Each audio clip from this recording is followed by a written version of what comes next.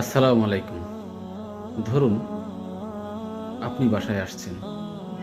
আপনার ঘরে কোনো চাল নেই, তেল নেই। ছেলেমেয়েরা সব না খেয়ে বসে আছে। ছোট বাচ্চাটা আপনার মুখের দিকে তাকিয়ে আছে।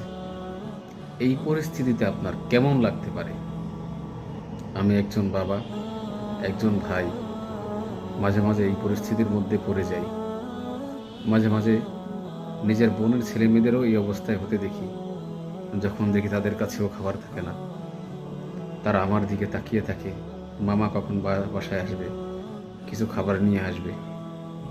সত্যি বাস্তবতা এক কঠিন জিনিস, যেটা বলে বোঝানো যাবে না।